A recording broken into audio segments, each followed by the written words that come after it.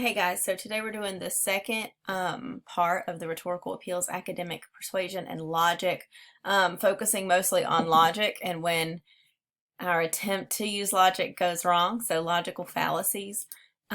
This presentation usually goes a lot better face-to-face because there's a lot of practice in it, so I'm just going to kind of have to walk you through it without the practice component, so you'll just kind of have to bear with me on that.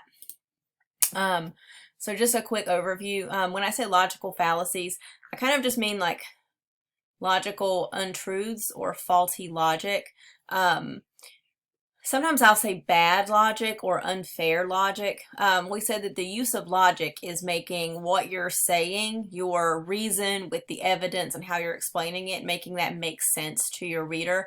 So basically a logical fallacy is something that when you hear it, it might make sense at first, but if you really pick it apart, something seems off in terms of how it makes sense or how it comes together. It's often if your reader picks up on the fact that you're doing this or that you've made an error, then it's, inaccurate or misleading information, and it does actually weaken your argument.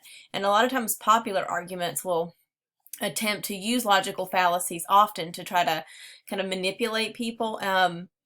And unfairly use things like emotion and bad appeals to credibility and things like that, assuming or hoping that the reader won't pick up on it, because logical fallacies can be very convincing if your reader doesn't pick up on it. But if they do, then it can kind of shoot you in the foot.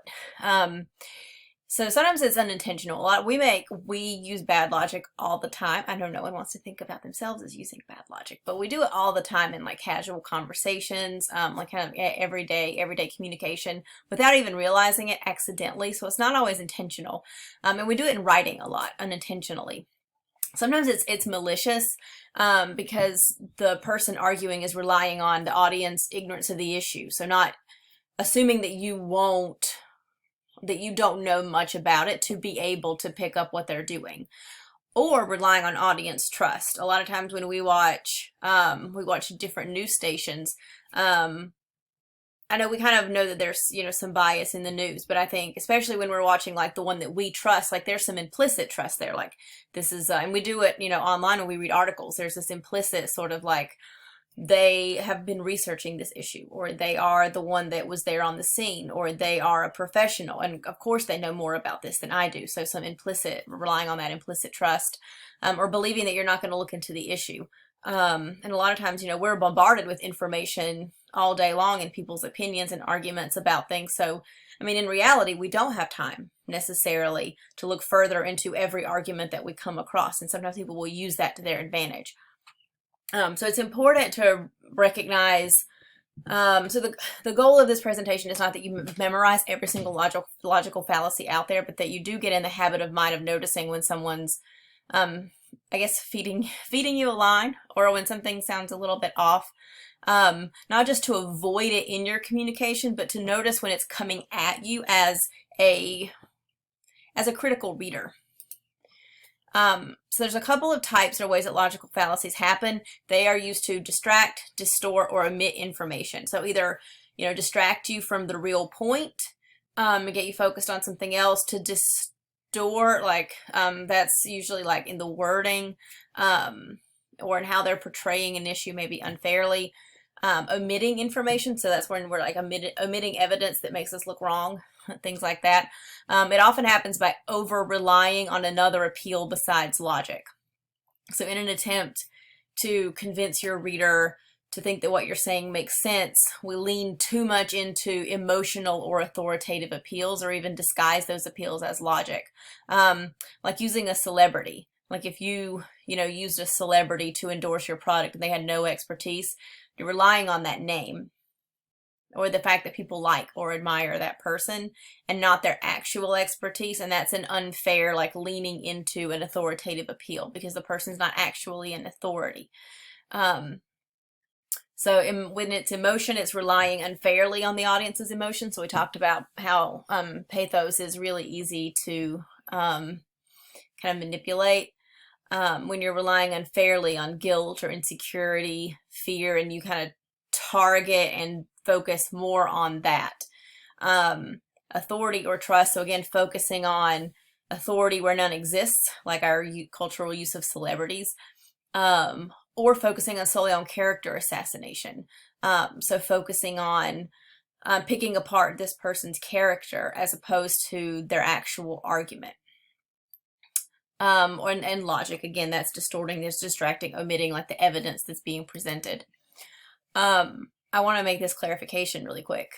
Disagreeing is not the same thing as bad logic. You can disagree with someone and both of you can have solid logic. It's often not about the issue itself when we're talking about logic or a whole group of people. We're talking about an individual presentation of ideas. A logical fallacy is how this person is presenting their ideas in this moment. It's situational. So a couple of things to think about in terms of how this works is that two people can have differing views and both make valid points. That's why it's important to really be a critical reader and think about and thinker and see potential gray area in the situation in a conversation. The conversation exists because all the people involved think they have valid points. And often they do have valid points and valid concerns. It's possible for, differing views to both have solid points and exist within the same conversation. It's not just black and white, yes or no, right or wrong. And the goal of persuasion is to convince your audience that your ideas are valid and worth considering, that what you're saying makes sense. Not necessarily that you are 100% right and they should completely disregard every concern that they have and agree with you. False. So again, like kind of coming back to the idea that faulty logic is rarely about the issue itself. It's about how that writer or speaker at that time is going about trying to convince others in that situation. It's a failure to present your ideas fairly and accurately based on evidence.